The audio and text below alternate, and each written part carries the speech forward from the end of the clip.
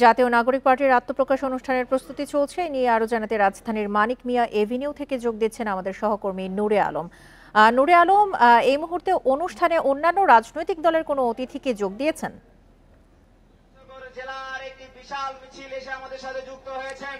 কিছুক্ষণের মধ্যেই নতুন রাজনৈতিক দল আত্মপ্রকাশের অনুষ্ঠান শুরু হতে যাচ্ছে।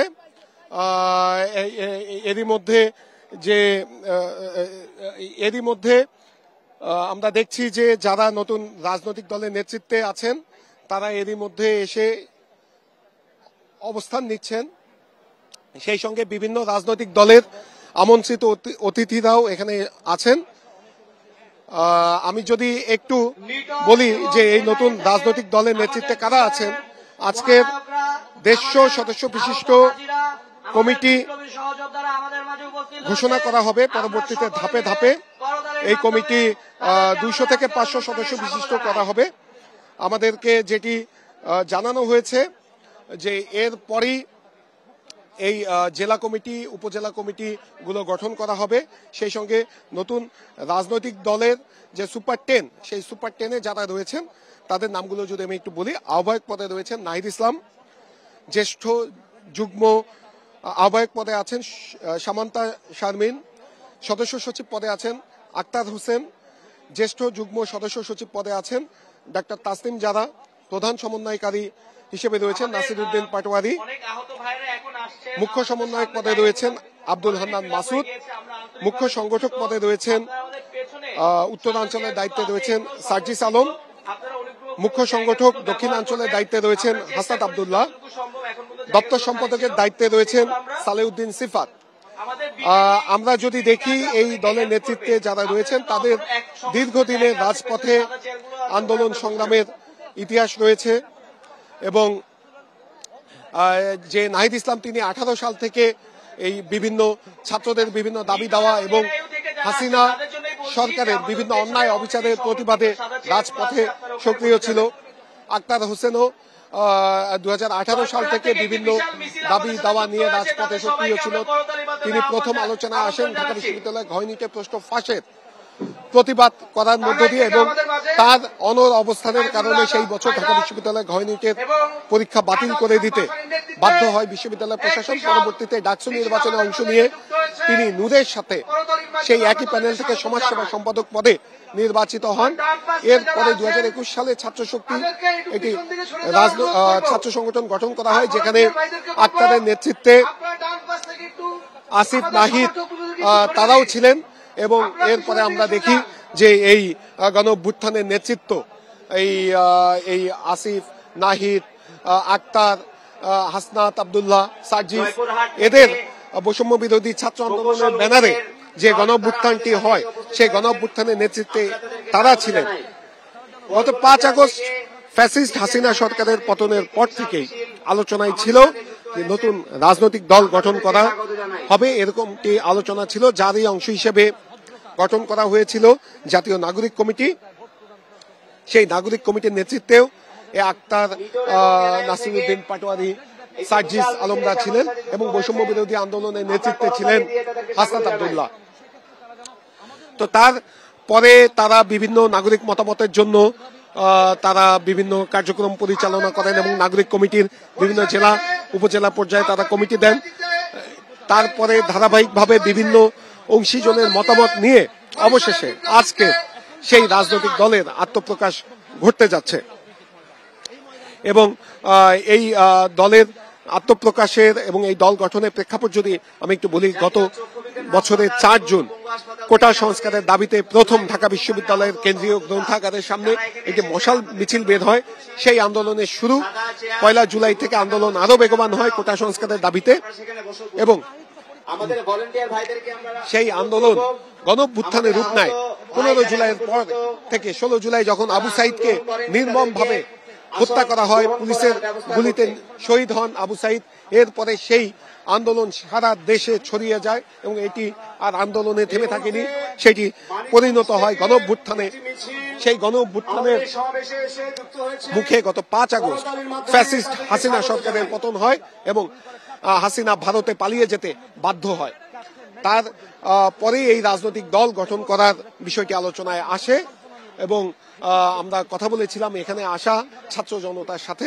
তারা যেটি বলছেন যে নতুন রাজনৈতিক দলের কাছে তাদের প্রত্যাশা অনেক, কারণ তাদের নেতৃত্বে এই গণঅভ্যুত্থানটি হয়েছে, তাদের নেতৃত্বেই, তাদের বৈষম্য বিরোধী ছাত্র আন্দোলনের ব্যানারেই হাসিনার দুর্বিষহ শাসনের পতন হয়েছে। তাদের কাছে অনেক প্রত্যাশা। সবার প্রথম প্রত্যাশা হচ্ছে একটি বৈষম্য বিরোধী সমাজ গড়ে তুলতে হবে, তারপরে এই দেশের মানুষের পক্ষে কথা বলতে হবে।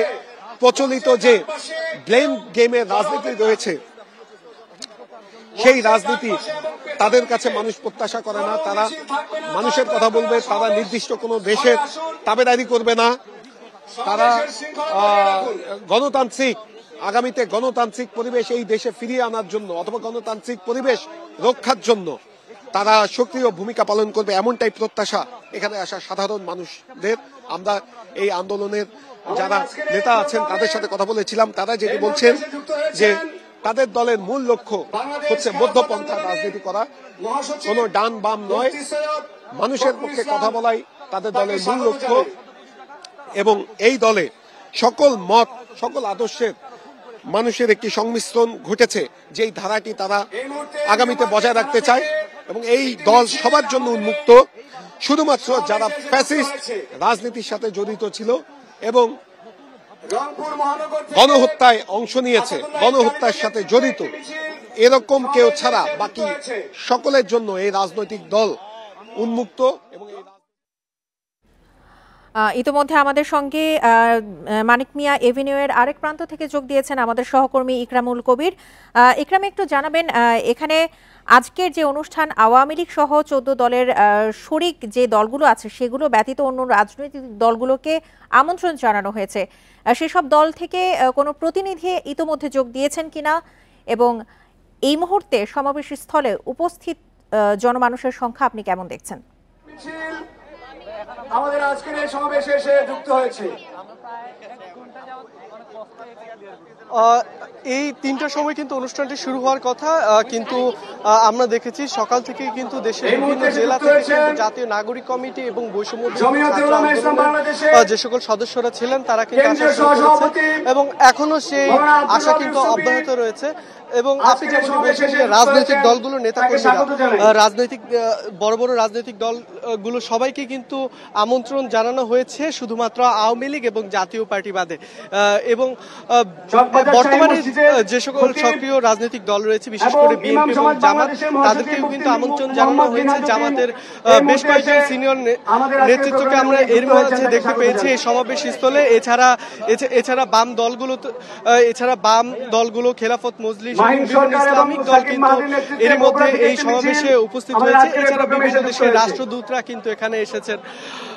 এছাড়া এই যে আজকে যে অনুষ্ঠান মোহাম্মদ ইউনূস সহ অন্য যেসব উপদেষ্টারা বর্তমানে অন্তর্বর্তী সরকারের রয়েছেন তাদের মধ্য থেকে কি কাউকে আপনি দেখতে পেয়েছেন? বরিশাল জেলা থেকে এখন পর্যন্ত কোনো উপদেষ্টার কথা আমরা শুনতে পারিনি, তবে তাদেরকে আমন্ত্রণ জানানো হয়েছে এবং এখানে নেতৃবৃন্দ যারা রয়েছেন তারা আশা প্রকাশ করছেন উপদেষ্টাদের কেউ কেউ এসে তাদের জন্য শুভকামনা জানাবেন আজকের এই আত্মপ্রকাশ অনুষ্ঠানে। বিভিন্ন পরিচিত মুখ যারা রয়েছেন, মাহমুদুর রহমান মান্না, জোনায়েদ তাকি, মিয়া গোলাম পরোয়ার যিনি জামাত ইসলামের সেক্রেটারি জেনারেল, এরকম বেশ কিছু পরিচিত মুখকে আমরা দেখতে পেরেছি। এবং শহীদ পরিবার যারা জুলাই অভ্যুত্থানে যাদের সন্তানরা প্রাণ হারিয়েছেন, যাদের প্রিয়জন প্রাণ হারিয়েছেন, এরকম অনেকেই এসেছেন। এছাড়া আহতদের মধ্যে কিন্তু অনেককে আমরা দেখতে পাচ্ছি।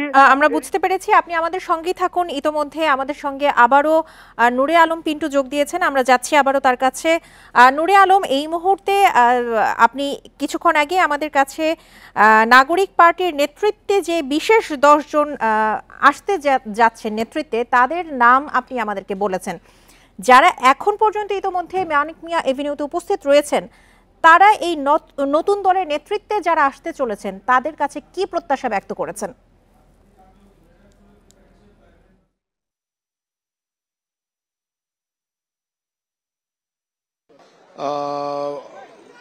জনস্রোত বলা চলে, যেটি সেরকমটি ঘটেছে।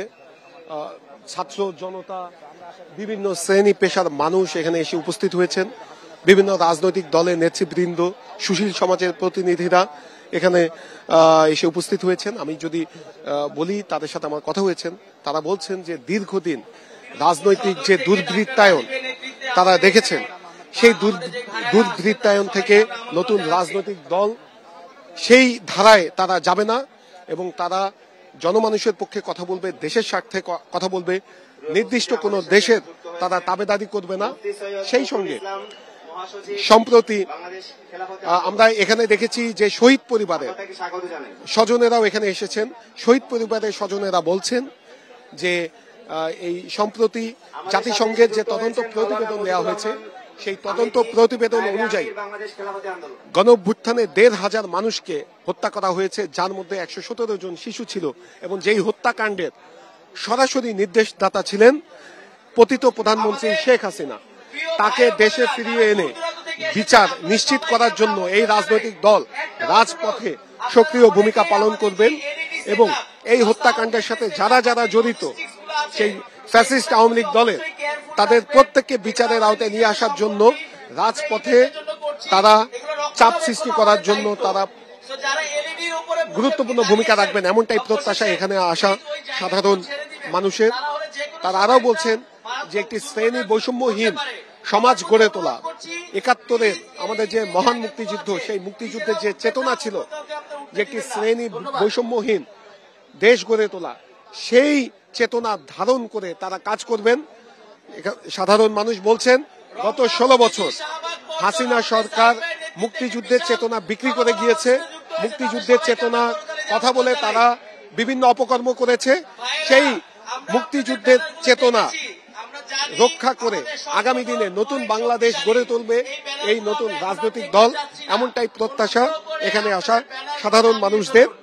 আমরা কথা বলেছিলাম এই নতুন রাজনৈতিক দলের শীর্ষ নেতৃবৃন্দের সাথে, তারা আমাদেরকে যেটি বলছেন গণমানুষের প্রত্যাশা তাদের কাছে অনেক, তাই আগামীতেও তাদের আগেও এই নাগরিক কমিটি যখন ছিল এবং নতুন রাজনৈতিক দল গঠনের যে প্রক্রিয়াতে সেখানে অনেক ভুল ত্রুটি থাকতে পারে, কারণ ভুল ত্রুটি থাকবেই, সেই ভুল ত্রুটি সংশোধন করে আগামীতে এই রাজনৈতিক দল কিভাবে গণমানুষের দল হিসেবে প্রতিষ্ঠিত করা যায় সেটি তাদের মূল লক্ষ্য থাকবে বলে আমাদেরকে এই জাতীয় নাগরিক পার্টির শীর্ষ নেতৃত্ব থেকে জানানো হয়েছে। আর আমরা যদি নতুন রাজনৈতিক দলটি নিয়ে একটু বলি, তাদের এখন পর্যন্ত রাজনৈতিক কার্যালয় নেওয়া হয়নি, দ্রুততম সময়ের মধ্যে রাজনৈতিক দল নেওয়া হবে। সেই সঙ্গে আজকে আত্মপ্রকাশের পরেই তাদের যে গঠনতন্ত্র, সেই গঠনতন্ত্র নিয়ে দু একদিনের মধ্যে যে কমিটি ঘোষণা করবে সেই কমিটির সদস্যরা বৈঠক করবেন এবং সেই বৈঠকে নতুন রাজনৈতিক দলের গঠনতন্ত্র চূড়ান্ত করা হবে। এরপরেই তাদের প্রধান লক্ষ্য হবে জেলা উপজেলা পর্যায়ে কমিটিগুলো দ্রুততম সময়ের মধ্যে দিয়ে দেয়া, সেই সঙ্গে নির্বাচন কমিশনের নিবন্ধনের জন্য আবেদন করা, নির্বাচন কমিশনের নিবন্ধনের জন্য যে শর্তগুলো রয়েছে সেই শর্তগুলো দ্রুততম সময়ের মধ্যে পূরণ করা হবে এবং আগামী নির্বাচনে তারা যাতে একটি শক্তিশালী দল হিসেবে অংশ নিতে পারে সেই লক্ষ্যেই তারা কাজ করে যাবে বলে আমাদেরকে দলের শীর্ষ নেতারা জানিয়েছেন। আমি যদি আবারও একটু এই দলের কমিটিতে যারা রয়েছেন তাদের নামগুলো আবারও বলি, এই জাতীয় নাগরিক কমিটির জাতীয় নাগরিক পার্টির আজকের ১৫১ সদস্য বিশিষ্ট কমিটি ঘোষণা করা হবে। সেই কমিটিতে আহ্বায়ক হিসেবে থাকছেন নাহিদ ইসলাম, সদস্য সচিব হিসেবে থাকছেন আক্তার হোসেন, জ্যেষ্ঠ যুগ্ম আহ্বায়ক হিসেবে থাকছেন সামান্তা শারমিন, জ্যেষ্ঠ যুগ্ম সদস্য সচিব পদে আছেন ডাক্তার তাসলিম জারা, প্রধান সমন্বয়কারী হিসেবে আছেন নাসিরউদ্দিন পাটোয়ারি, যুগ্ম সমন্বয়ক পদে আছেন আব্দুল হান্নান মাসুদ, মুখ্য সংগঠক উত্তরাঞ্চলের দায়িত্বে আছেন সার্জিস আলম, মুখ্য সংগঠক দক্ষিণাঞ্চলের দায়িত্বে আছেন হাসাদ আব্দুল্লাহ এবং দপ্তর সম্পাদকের দায়িত্বে আছেন সালেউদ্দিন সিফাত। এবং এই রাজনৈতিক দলে অংশ নেওয়ার জন্য নাহিদ ইসলাম গত মঙ্গলবার উপদেষ্টা পরিষদ থেকে পদত্যাগ করেন। সে পদত্যাগ করার সময় তিনি যেটি জানান যে এখন পর্যন্ত ফ্যাসিস্টের দোসররা সরকারের বিভিন্ন জায়গায় বিশেষ করে আমলাতন্ত্র এবং পুলিশের ভেতরে রয়ে গেছেন, সেখান থেকে এই মুহূর্তের সমাবেশ স্থলে আপনি বলছিলেন যে জনস্রোত বলা যায়, এত মানুষের উপস্থিতি সেখানে রয়েছে, কিন্তু যারা নেতৃত্বে আসতে চলেছেন, যেটি আপনি বলছিলেন সুপার 10, এদের মধ্যে কাউকে সেখানে এখন পর্যন্ত উপস্থিত হতে দেখেছেন কিনা, তাদের কাছে তাদের সাথে কোনো কথা বলার সুযোগ পেয়েছেন কিনা? সকলকে আশীর্বাদ দান করুক, আমেন। মোটামুটি সবাই চলে এসেছে। কিছুক্ষণ আগে আমরা দেখলাম যে হাসাত আব্দুল্লাহ এবং সার্জিস আলমও চলে এসেছেন এবং মঞ্চে তারা অবস্থান নিচ্ছেন। আর এই আত্মপ্রকাশের অনুষ্ঠান এরই মধ্যে শুরু হয়ে গিয়েছে। আমি যদি পবিত্র ধর্মগ্রন্থ থেকে পাঠ এবং সকল ধর্মগ্রন্থ এখানে পাঠ করা হচ্ছে। আর এখন জাতীয় সঙ্গীত গাওয়া হবে সম্মিলিতভাবে।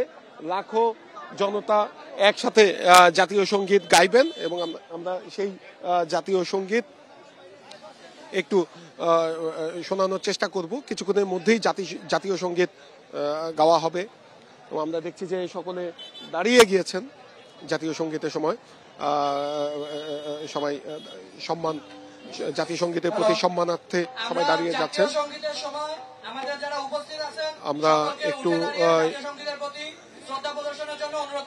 জাতীয় সঙ্গীতের একটু আমরা দেখাবো। কিছুক্ষণের মধ্যেই জাতীয় সঙ্গীত শুরু হবে আর আত্মপ্রকাশের যে অনুষ্ঠান এরই মধ্যে শুরু হয়ে গিয়েছে এবং আমরা দেখেছি যে বিভিন্ন রাজনৈতিক দলের নেতৃবৃন্দ এখানে এসেছেন এই নতুন জাতীয় নাগরিক পার্টির আত্মপ্রকাশের এই অনুষ্ঠানে। বিকেল 3টায় অনুষ্ঠান শুরু হওয়ার কথা ছিল, কিন্তু নানা কারণে এটি শুরু হয়েছে 4:20-এ। আমরা দেখছি যে আন্দোলনে যারা নেতৃত্ব দিয়েছিল বৈষম্য বিরোধী ছাত্র আন্দোলনের ব্যানারে, তারা এরই মধ্যে মঞ্চে অবস্থান নিয়েছেন। আমরা একটু জাতীয় সঙ্গীতের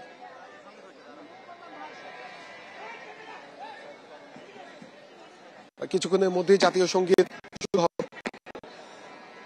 আমরা দেখছি যে লাখো জনতা এবং শুধুমাত্র এই যে মানিক মিয়া এভিনিউর যে রাস্তার একটি অংশ ঘিরে রাখা হয়েছে, সেই বাঁশ দিয়ে ঘিরে রাখা হয়েছে, সে বাঁশের উপরে পর্যন্ত মানুষ, উপচে পড়া মানুষের ভিড়। সারা দেশের বিভিন্ন জেলা থেকে মানুষ এসেছেন। আমরা জাতীয় সঙ্গীত শুরু হয়েছে। আমার সোনার বাংলা, আমি তোমায় ভালোবাসি, চিরদিন তোমার আকাশ, চিরদিন তোমার আকাশ, তোমার বাতাস আমার প্রাণে। ও মা